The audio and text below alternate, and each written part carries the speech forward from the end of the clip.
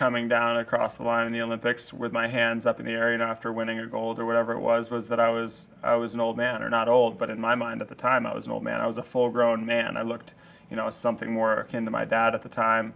I was full size, but at the time I was 7. I could barely, I couldn't lift a normal pair of skis. But that, I think, was a critical part of this, was then from that point it allowed me to work backwards in a much more linear fashion, where I said, okay, first of all, I got 20 years. We're looking at not something that I have to freak out about, because it's not going to happen in 2 years.